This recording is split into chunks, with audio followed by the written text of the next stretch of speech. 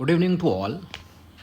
अभी अभी एक लेटर आया है, नेस्ट ने सभी प्रिंसिपल्स के लिए एक लेटर जारी किया है जिसमें उन्होंने वैकेंसीज़ की डिटेल मांगी है।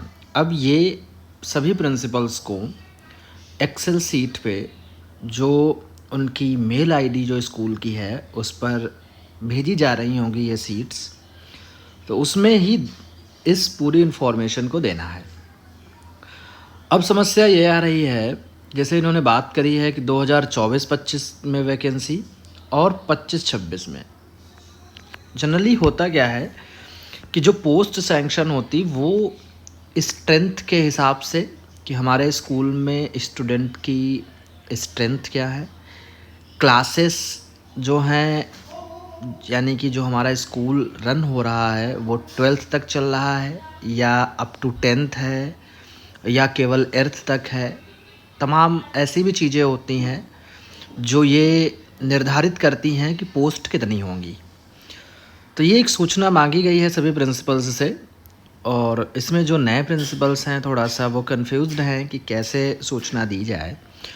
तो इसमें हम बात करते हैं, जैसे आप लोग देख सकते हो जो सब्जेक्ट है लेटर का वो लिखा है submission of information regarding sanction a post for the session 2024-5 and 25-6 and detail of existing regular employees post wise।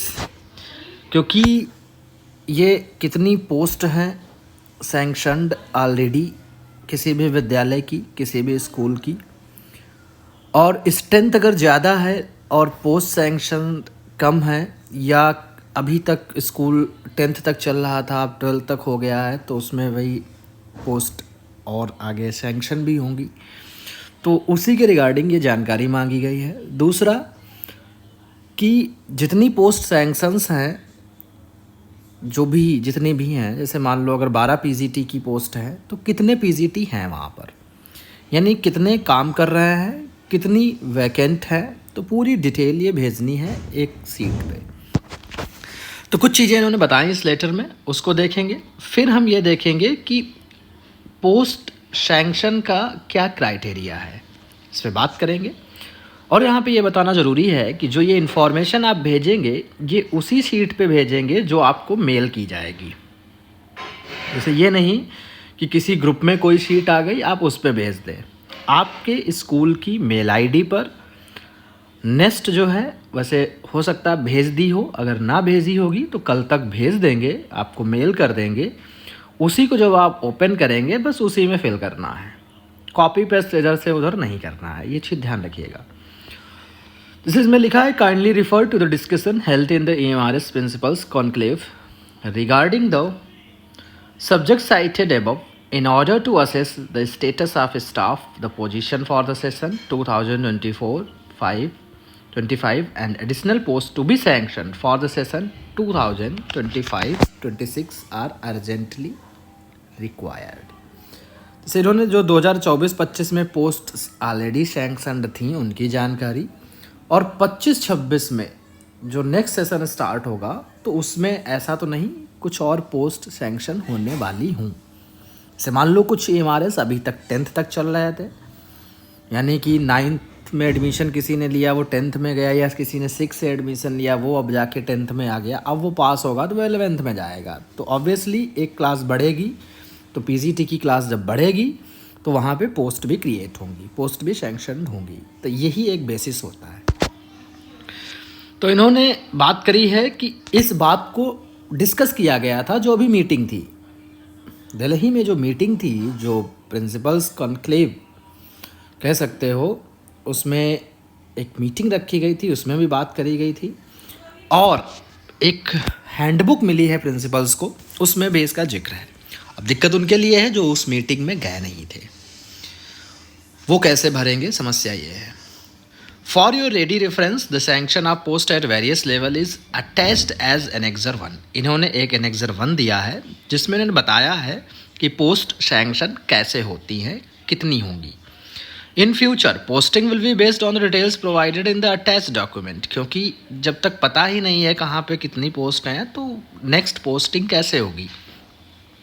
तो इन्होंने कुछ क्राइटेरिया निर्धारित करें, कुछ पॉइंट बताए हैं कि कुछ पॉइंट्स हैं उस गूगल शीट को भरने से पहले ध्यान में रखे जाएं। तो पहला पॉइंट इंपॉर्टेंट है, देख लीजिए, a link is being shared with all EMRSs to submit the desired information. एक लिंक भेजी जाएगी। Please note that the entries are to be made by entering the values inputs. Values में ही entry करनी है। Copy and paste command is not to be used. Copy paste command को आप use भी मत करिए, हो सकता है उसको वो इनेबल भी नहीं होगी। Dragging of the previous cell value for the next cell is also not allowed. तो जैसे प्रीवियस सेल वैल्यू, वो भी ड्रैगिंग उसकी भी अलाउ नहीं है। तो आप उसको इनपुट करिए, अपने आप फिल करिए उसमें। For every EMRS A separate worksheet in EMRS name is allocated. मतलब एक सेपरेट शीट बनाई गई है EMRS के नाम से, उसी में आपको फिल करना है। Excel sheet corresponding to the EMRS of a school concern is to be selected. Entries are to be made in the respective worksheet of EMRS concerned. यानी जो मेल आपको भेजा जाएगा, जो शीट भेजी जाएगी, उसी में फिल करना है। ये नहीं कि आप किसी मित्र यार या किसी ग्रुप से कोई भी शीट उठा के उसमें आप एंट्री भर के भेज दें, ऐसा नहीं।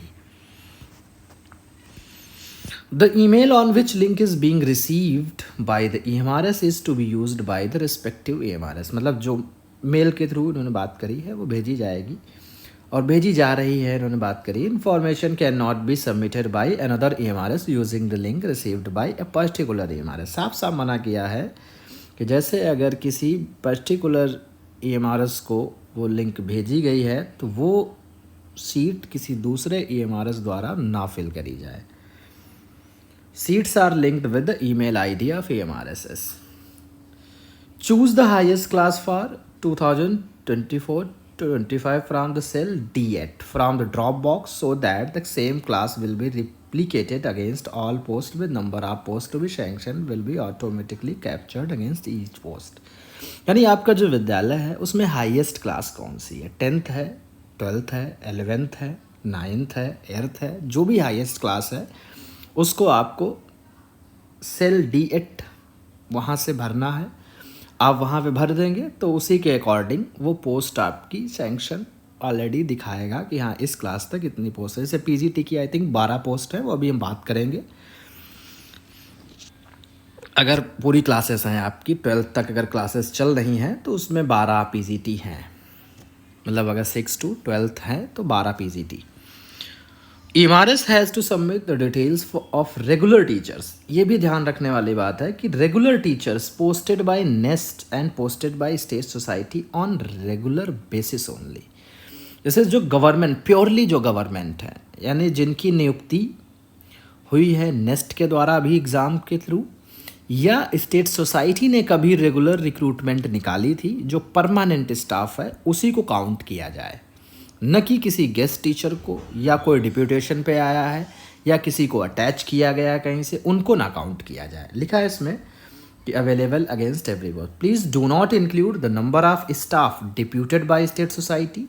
अगर डिप्यूटेशन पे कोई आया उसको ना काउंट किया जाए, या कोई कॉन्ट्रैक्ट या गेस्ट टीचर है उसको भी काउंट ना किया जाए। सिर्फ उन्हीं को जो रेगुलर स्टाफ है उसी को काउंट किया जाए। अब जैसे 12 PGT आपके यहाँ पोस्ट हैं, 12 सैंक्शनड, PGT 8 है रेगुलर, तो यानी 4 आपके यहाँ रिक्वायर्ड हैं। तो इस तरीके से आप 8 दिखाएंगे कि 12 में हमारे यहाँ 8 PGT हैं। किस किस सब्जेक्ट के हैं वो उसी सब्जेक्ट में फिल करना होता है। फिर है इसमें बात कर रहे हैं 6 point. If number of available regular teachers is more than sanction post. मान लो रेगुलर टीचर ज़्यादा हैं, जितनी सैंक्शन पोस्ट है उनसे ज़्यादा रेगुलर टीचर, जो कि हैं भी कई जगह 5-5 टीचर, 4-4 टीचर भेजे गए हैं। Please specify the actual number. तब आप एक्चुअल नंबर डालेंगे उसमें। Do negative figures appear under vacant post.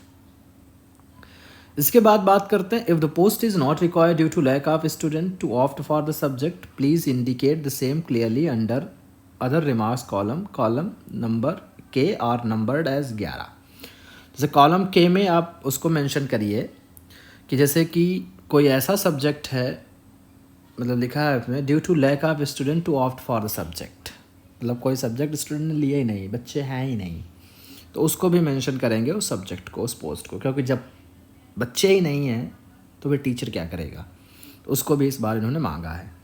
All the cells are to be filled with values like 0 1 2 3 NA it's, केवल यही भरना है 0 1 2 3 मतलब एक न्यूमेरिक, और जहाँ पर ज़रूरत नहीं वहाँ पे NA भरना है, not applicable.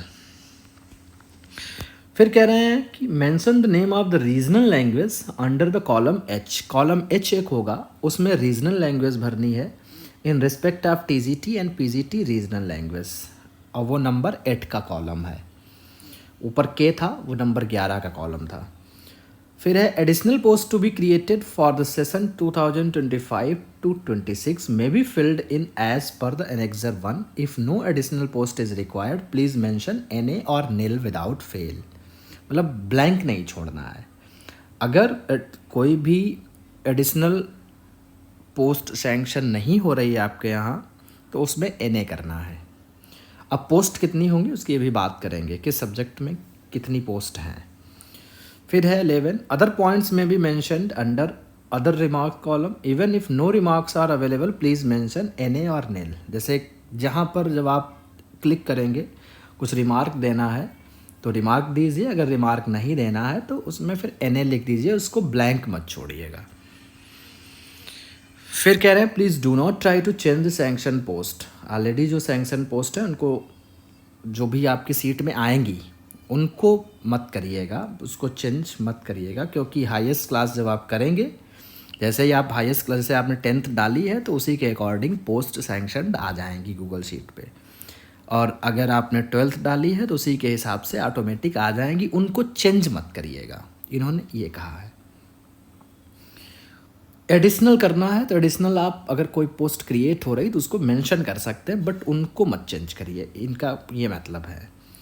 When all the relevant information is filled against the post, you will see incomplete changing to submitted with green color. अगर कहीं पर जब आप फिल कर लेंगे या तो इनकम्प्लीट दिखेगा या सबमिटेड दिखेगा विद ग्रीन कलर, और अगर आप उसको सबमिट मतलब कर भी दीजिए, जैसे when all the relevant information is filled against the post you will see incomplete, और वो चेंज हो जाएगा सबमिटेड में, जैसे ही आप उसमें भरेंगे वो इनकम्प्लीट रेड में आएगा, वो ग्रीन हो जाए मतलब आपका काम हो गया।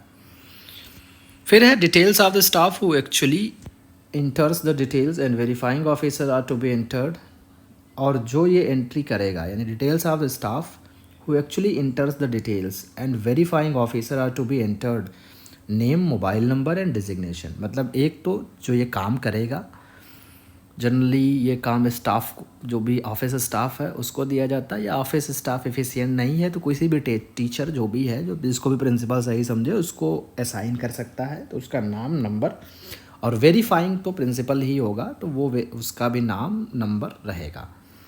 By considering the importance of the work, the details are to be verified by the principal in charge only. Verifying official is the principal of the MRS only. Verify वही principal ही करेगा, उसका भी नाम, मोबाइल नंबर, डिजिग्नेशन वहाँ पड़ेगा।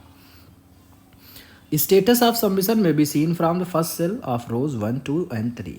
इस तरीके से it is a time bound work. Please accord priority and submit the details correctly. फिर कह रहे हैं for queries related to filling of the information if any email may be send to sanctionpostnest@gmail.com mentioning the contact number of the principal so that queries may be attended accordingly. For ready reference, the email IDs used for MRS are attached as Annexure 2. If there is a need to change the email ID, please send a mail to the designated email ID mentioned above. All the principals are requested to communicate this message to nearby MRS for immediate action. और इस message को आप other MRS के साथ भी share कर दें ताकि वो अपनी मेल ID चेक कर लें, उसमें सब दी जाएंगी और कांटेक्ट भी कर लेंगे अगर कोई समस्या आती है। तो ये था एक लेटर जिसमें उन्होंने बात करी, मतलब पॉइंट्स जो भी कहे हैं उनको ध्यान रखना है। अब पोस्ट की हम बात करते हैं, ये हैं। इसमें आप देखेंगे कि प्रिंसिपल तो खैर हर जगह रहता ही है, मतलब अगर क्लास 6 से स्टार्ट है तो प्रिंसिपल है। फिर वाइस प्रिंसिपल की पोस्ट वहाँ पर होगी जहाँ पर क्लास 10th से, मतलब 10th 11th 12th क्लासेस होंगी, वहाँ पर एक वाइस प्रिंसिपल होगा। अगर 10th क्लास नहीं है, स्कूल केवल 9th क्लास तक चल रहा है, तो वाइस प्रिंसिपल की पोस्ट नहीं होगी। ये चीज़ ध्यान रखिएगा, ठीक है। पीजीटी इंग्लिश की एक पोस्ट है, वो भी तब होगी जब 9th से ऊपर की क्लास वहाँ पर चल रही है, ठीक है। तो पीजीटी इंग्लिश एक हो जाएगा। पीजीटी हिंदी जब 11th क्लास है वहाँ पर, 11th 12th, मतलब इसमें इन्होंने दिया भी है only to be considered if Hindi is taught in senior secondary class. जैसे स्कूल में क्लासेस 11th 12th हैं, लेकिन अगर कोई बच्चा हिंदी पढ़ ही नहीं रहा है किसमें, सीनियर सेकेंडरी क्लासेस में, यानी 11th 12th में, तो फिर वहाँ पर पीजीटी हिंदी की पोस्ट नहीं होगी। यानी प्रिंसिपल एक होगा, वाइस प्रिंसिपल तब होगा जब क्लास 10th वहाँ पे चल रही होगी। यानी अगर स्कूल क्लास 9 तक है तो वाइस प्रिंसिपल की पोस्ट नहीं होगी, ध्यान रखिएगा। पीजीटी इंग्लिश अगर क्लास 8th तक स्कूल है तो पीजीटी इंग्लिश नहीं होगा। अगर 9th ऑनवर्ड है तो इट मीन्स वहाँ पर एक पीजीटी होगा। पीजीटी हिंदी तब होगा जब क्लासेस 11th ऑनवर्ड चलेंगी और उसमें भी हिंदी पढ़ाई जाएगी, हिंदी अगर बच्चा लिए है तो। पीजीटी मैथ्स आपकी 9th से ही है, 9th ऑनवर्ड अगर क्लासेस हैं तो वहाँ पर एक पोस्ट पीजीटी मैथ्स की है सैंक्शनड। पीजीटी केमिस्ट्री की पोस्ट तब होगी जब वहाँ पर आपकी 11th की क्लास होगी, और वो भी तब only to be considered if science stream is functional at senior secondary level. यानी सीनियर सेकेंडरी लेवल पे साइंस स्ट्रीम है तभी केमिस्ट्री की पोस्ट वहाँ पर होगी, वो भी 11th class, 11th onward. PGT physics एक होगी क्लास 9th से ही, यानी अगर क्लास 9th चल रहा है इट मीन्स पीजीटी फिज़िक्स होगी। और कोई स्कूल अगर क्लास 10th तक है तो वहाँ पे केमिस्ट्री नहीं होगी। केमिस्ट्री का ये दिया है 11th ऑनवर्ड। ध्यान रखिए, इस चीज़ का ध्यान रखिए कि जो पोस्ट दी है वो किस क्लास में मेंशन है। तो यहाँ पे उसका मतलब है कि अगर वो क्लास चल रही है तब वो पोस्ट क्रिएट है, अगर उस क्लास से नीचे की क्लासेस हैं यानी वो पोस्ट नहीं है वहाँ पर। अब हम बात करें पीजीटी बायो की, तो यहाँ पर भी 11th ऑनवर्ड, और वो भी तब only to be consider science stream is functional at senior secondary level and biology is opted by student. ये कंडीशन दी है तभी पीजीटी बायो होगी। पीजीटी हिस्ट्री की पोस्ट तभी क्रिएट हो जाएगी अगर स्कूल 10th तक भी है, यानी पीजीटी हिस्ट्री की पोस्ट होगी। यानी 9th ऑनवर्ड अगर 9th की क्लास चल रही है तो पीजीटी हिस्ट्री है। पीजीटी ज्योग्राफी में तब होगा जब 11th ऑनवर्ड है, यानी 10th तक स्कूल है तो पीजीटी ज्योग्राफी की पोस्ट नहीं होगी। 11th है तब, अब वो भी मेंशन भी है कि ये रिमार्क जरूर देख लीजिए, जैसे इसमें लिखा है only to be considered if humanities stream is functional, ये भी only to be considered if commerce stream is functional. PGT commerce के बारे में। पीजीटी इकोनॉमिक्स की बात करें हम तो ये भी 11th onward, only to be considered if commerce humanities stream is functional. PGT computer science की पोस्ट भी तब होगी जब 11th ऑनवर्ड क्लासेस होंगी उसमें, तो और ये भी तब जब computer science is taught in senior secondary classes. तो ये अगर देखा है। फिर पीजीटी रीजनल लैंग्वेज की भी बात करें, एक पोस्ट पीजीटी रीजनल लैंग्वेज की भी है 11th onward, only to be considered if regional language is taught in senior secondary classes. तो देखा जाए तो एक पोस्ट हो गई है, 2 3 4 5 6 7 8 9 10 11 12, टोटल 12 पोस्ट हैं पीजीटी की, वहाँ पर जहाँ पर क्लासेस 6 to 12 चल रही हैं और सारी स्ट्रीम्स हैं, यानी कॉमर्स भी है और आपकी साइंस भी है, ह्यूमैनिटीज़ भी है। तो वहाँ पर टोटल कितनी पोस्ट हैं, 12 पीजीटी की। अब टीजीटी की हम बात करें, टीजीटी की पोस्ट एक पोस्ट होगी, टीजीटी हिंदी में एक पोस्ट होगी आपकी क्लास 8th तक, और कहीं पर अगर क्लास 9th चल रहा है तो यानी टीजीटी की 2 पोस्ट हो जाएंगी टीजीटी हिंदी की, ठीक है। कितनी हो जाएंगी, 2, यानी एक चलेगी 8th तक, अगर केवल 8th तक है स्कूल तो केवल 1 पोस्ट, और इधर आपका अगर 9th ऑनवर्ड है तो 2 पोस्ट हो जाएंगी। टीजीटी इंग्लिश अगर स्कूल आपका केवल क्लास 10th तक ही है तो केवल 1 होगा, ध्यान रखिएगा।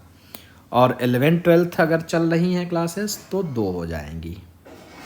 टीजीटी मैथ्स का भी सेम, अगर स्कूल आपका क्लास 10th तक ही है तो 1 होगी और 11th ऑनवर्ड तो 2 हो जाएंगी। वो भी आगे इस रिमार्क को पढ़ लीजिए, बार बार हम नहीं पढ़ रहे हैं, वो सेम चीज़ है, फंक्शनल मतलब वो क्लास अगर चल रही है तो उसको पढ़ाया जा रहा है। रीजनल लैंग्वेज की बात करें तो 1 इधर हो जाएगी और यहाँ पर ही 1 हो जाती है, यानी कि रीजनल लैंग्वेज के लिए 9th ऑनवर्ड ही 2 हो जा रही है। यानी टीजीटी इंग्लिश और हिंदी और मैथ की 2 तब होंगी जब स्कूल 12th तक चल रहा है। ठीक है, ये चीज़ ध्यान रखिएगा। टीजीटी सोशल साइंस का भी सेम है, 1 इधर 1 ये 2 बन जाती हैं यानी 12th तक। टीजीटी साइंस में भी सेम है, 2 तब होंगी जब 12th तक है और उससे 11th से कम है तो 1। टीजीटी म्यूज़िक की पोस्ट तब होगी जब क्लास 7th ऑनवर्ड की बात कर रहे हैं, यानी इसकी 7th ऑनवर्ड वो 1 ही रहेगी। टीजीटी आर्ट का भी same 7th onward. PET female 6 से ही है और 1 ही पोस्ट है। पीईटी मेल के भी 1 ही पोस्ट है, वो भी शायद 8th ऑनवर्ड है, मेल की 8th ऑनवर्ड। लाइब्रेरियन की भी 8th ऑनवर्ड है, यानी अगर केवल 2 ही क्लासेस किसी एमआरएस में चल रही हैं 6, 7 तो लाइब्रेरियन की पोस्ट नहीं है, पीईटी मेल की वहाँ पोस्ट नहीं है। अब बात करें नॉन टीचिंग स्टाफ की, तो नॉन टीचिंग में अकाउंटेंट आपका 1 होगा, काउंसलर आपका 1 होगा, हॉस्टल वार्डन आपका 1 होगा। मेल तब होगा जब 8th ऑनवर्ड है। स्टाफ नर्स 6 से ही रहेगा। कैटरिंग असिस्टेंट भी 7th ऑनवर्ड है, 8th ऑनवर्ड में ऊपर बोल गया जो कि 7th ऑनवर्ड है। एसएसए भी 1 है। जूनियर सेक्रेटरीट असिस्टेंट यानी जेएसए की 2 पोस्ट हैं, वो भी तब जब क्लास 9th ऑनवर्ड होगा। कुक 1, प्लम्बर की, ड्राइवर 1, लैब अटेंडेंट 1। ये जिस बॉक्स में है वो क्लास देख लीजिएगा कि अगर आपके विद्यालय में क्लास के हिसाब से करिए, ये ऑटोमेटिक जब आप हायर क्लास भरेंगे तो वो आ जाएगा, इसमें आपको कुछ करना नहीं है। अगर लगता है आपको कि आपके यहाँ की आगे क्लास बढ़ने वाली है, जैसे अभी की आप क्लास हाईएस्ट अपनी भरेंगे, जैसे आपके यहाँ 10th तक है अभी, इसको हम समझाते हैं, जैसे 10th तक है मान लो, ठीक, तो ऑब्वियसली 10th के बच्चे इस साल पास होके वो 11th में जाएंगे। तो अभी जब हाईएस्ट आप इस सेशन की 10th भरेंगे तो पोस्ट उसी के हिसाब से सैंक्शन होंगी। जैसे बहुत सी पोस्ट इसमें नहीं दिखेंगी, जैसे जो 11th ऑनवर्ड बॉक्स में जितनी भी हैं वो नहीं दिखेंगी, लेकिन वो बच्चे नेक्स्ट ईयर जाएंगे। अगर आपके यहाँ पता है आपको कि हमारे यहाँ बिल्डिंग तैयार है, हम बच्चे हमारे स्कूल 12th तक ही चलेगा, तो यानी वो नेक्स्ट क्लास में जाएंगे, तो उसके लिए आपको वो पोस्ट यानी सैंक्शन अब होगी, तो उसको अलग से कॉलम में भरना है कि हाँ ये पोस्ट हमारे यहाँ सैंक्शन हो जाएंगी। तो ये ध्यान रखना है, यही मुझे बताना था कि जैसे मान लो आपके यहाँ अभी कोई विद्यालय है जो 8th तक ही चल रहा है, तो हाईएस्ट क्लास जब आप 8th भरेंगे तो केवल ये इतनी ही पोस्ट सैंक्शन होंगी, ठीक है, कुछ नहीं होंगी। तो ये यानी नेक्स्ट ईयर ये सैंक्शन होने वाली हैं पोस्ट, तो आप उसमें भरेंगे। तो इस तरीके से फिल करना है, ठीक है। आई होप काफ़ी मदद मिलेगी इस वीडियो को देखने के बाद। फिर भी अगर कोई कन्फ्यूज़न है तो इस गूगल शीट को लेकर मैं फिर से समझा दूंगा, क्योंकि हो सकता है, क्योंकि दोनों मैंने PDF को एक वीडियो में बनाया है, तो हो सकता ना समझ में आए। तो ये जो बाद वाला ये इम्पॉर्टेंट है, तो इसको मैं बाद में फिर बता दूंगा। अगर आप कहेंगे कमेंट में या मुझसे पूछेंगे तो मैं बना दूंगा। जिसको ग्रुप ज्वाइन करना, मैं लिंक अपने ग्रुप का देता हूँ, उसमें जुड़ जाइए और सारी सूचनाएं उसी में मिल जाती हैं। मिलता हूँ नेक्स्ट वीडियो में।